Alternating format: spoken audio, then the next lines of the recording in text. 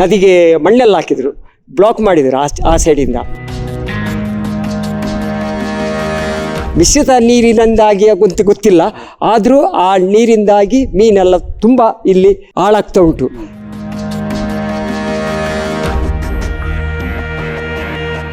ಆ ಮೀನಿಗೆ ಏನಾದರೂ ಕೆಮಿಕಲ್ ಬಿಟ್ಟರೆ ನಮ್ಮದು ಕೂಡ ಜೀವನ ವೇಸ್ಟ್, ಮೀನಿದು ಕೂಡ ಜೀವನ ವೇಸ್ಟ್ ಆಗಿದೆ.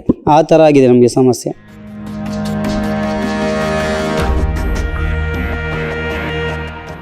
ಮಂಗಳೂರು ನಗರ ವ್ಯಾಪ್ತಿಯ ಬೇಂಗ್ರೆ, ಸುಲ್ತಾನ್ ಬತ್ತೇರಿ, ಬೊಕ್ಕಪಟ್ನ ಭಾಗದಲ್ಲಿ ಫಲ್ಗುಣಿ ನದಿ ತೀರದಲ್ಲಿ ಶನಿವಾರ ಮೀನುಗಳು ಸತ್ತಿರುವುದು ಹಾಗೂ ಅರೆ ಜೀವಾವಸ್ಥೆಯಲ್ಲಿರುವುದು ಕಂಡುಬಂದಿದೆ.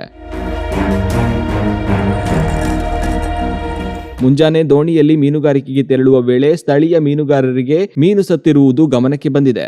ರಾಸಾಯನಿಕ ಮಿಶ್ರಿತ ನೀರಿನಿಂದಾಗಿ ಮೀನುಗಳು ಸತ್ತಿರುವ ಸಾಧ್ಯತೆ ಇದೆ ಎಂದು ಅನುಮಾನ ವ್ಯಕ್ತಪಡಿಸಿದ್ದಾರೆ. ನಾವು ಸಣ್ಣ ಇರುವಾಗ ಇದೇ ನೀರಲ್ಲಿ, ಈ ಫಾಲ್ಗುಣಿ ನದಿಯಲ್ಲಿ ಎಲ್ಲರೂ ಸೇರಿ ಮಕ್ಕಳು ಆಟ ಆಡ್ತಿದ್ವಿ. ಅಷ್ಟು ಚೆನ್ನಾಗಿತ್ತಿದ್ದು ನೀರು. ಇವಾಗ ನೀರಿಗೆ ಏನೋ ಕೆಮಿಕಲ್ ಏನೋ ಬಿಟ್ಟಿದ್ದಾರೆ ಏನು ಗೊತ್ತಿಲ್ಲ. ಈ ಸಣ್ಣ ಮೀನುಗಳೆಲ್ಲ ಸಾಯ್ತಿತ್ತು. ಮೊದಲು ನಾವು ಸಣ್ಣದಿರುವಾಗ ಇದು ಬಲೆ ಹಿಡ್ಕೊಂಡು ಮೀನನ್ನೆಲ್ಲ ಇಡ್ತಿದ್ವಿ. ಇವಾಗ ಈ ನೀರಿಗೆ ಇಳಿಲಿಕ್ಕೇ ಆಗಲ್ಲ ನಮಗೆ. ಆ ಥರ ಆಗಿದೆ ಈ ಫಾಲ್ಗುಣಿ ನದಿ. ಇಲ್ಲಿ ಕೆಲಸ ಮಾಡುವವರೆಲ್ಲ ಈ ನದಿ ಬದಿಯಲ್ಲಿ, ಸಮುದ್ರ ಬದಿಯಲ್ಲಿ ಕೆಲಸ ಮಾಡುವವರೇ. ಹೊಟ್ಟೆಪಾಡಿಗೆ ಇಲ್ಲಿ ಮೀನುಗಳೇ ಅವರಿಗೆ ಸಹಾಯ ಆಗೋದು. ಆವಾಗ ಈ ಮೀನು ಕೆಲಸಕ್ಕೆ ಹೋಗುವಾಗ ಆ ಮೀನು ಇಟ್ಟರೆ ಅವರ ಹೊಟ್ಟೆಪಾಡಿಗೆ ಆಗುವಾಗ ಆ ಮೀನಿಗೆ ಏನಾದರೂ ಕೆಮಿಕಲ್ ಬಿಟ್ಟರೆ ನಮ್ಮದು ಕೂಡ ಜೀವನ ವೇಸ್ಟ್, ಮೀನಿದು ಕೂಡ ಜೀವನ ವೇಸ್ಟ್ ಆಗಿದೆ. ಆ ಥರ ಆಗಿದೆ ನಮಗೆ ಸಮಸ್ಯೆ. ಬೇಂಗ್ರೆ ಮತ್ತು ಸುಲ್ತಾನ್ ಬತ್ತೇರಿ ನಡುವೆ ಸೇತುವೆ ನಿರ್ಮಾಣಕ್ಕಾಗಿ ನದಿಗೆ ಒಡ್ಡು ನಿರ್ಮಿಸಲಾಗಿದ್ದು, ಒಡ್ಡು ತೆರವು ಕಾಮಗಾರಿ ಆರಂಭವಾಗಿದೆ. ಒಡ್ಡಿನ ಮೇಲ್ಭಾಗದಲ್ಲಿ ಸುಮಾರು 4 ರಿಂದ 5 ತಿಂಗಳಿಂದ ನೀರು ಹರಿಯದೆ ನಿಂತಿತ್ತು.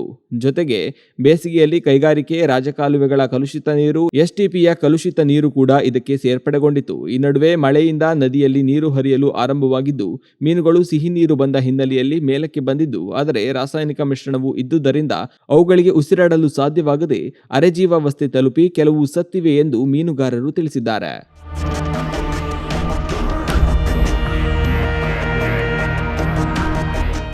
ಇಲ್ಲಿ ನಮಗೆ ಸುಲ್ತಾನ್ ಬತ್ತೇರಿಯಿಂದ ಆ ಕಡೆ ತಣ್ಣೀರ್ಬಾಯಿ ಹೋಗ್ಲಿಕ್ಕೆ ಅಂತೇಳಿ ಬ್ರಿಡ್ಜ್ ಆಗ್ತಾ ಉಂಟು.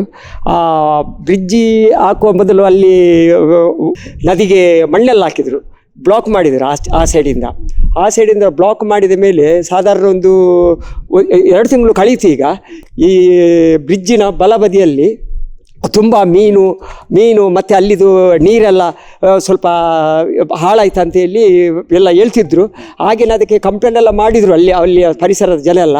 ಮತ್ತು ಆ ನೀರು ಬ್ಲಾಕ್ ಆದಮೇಲೆ ನೊಣ ಎಲ್ಲ ಇಲ್ಲಿ ಈ ಸೈಡ್ ಇದ್ದಂಥ ಈ ಒಳೆ ಬದಿ ಇದ್ದಂಥ ಎಲ್ಲ ಮನೆಯಲ್ಲಿ ಸಣ್ಣ ನೊಣ, ಜಾಸ್ತಿ ನೊಣ ಎಲ್ಲ ಇತ್ತು.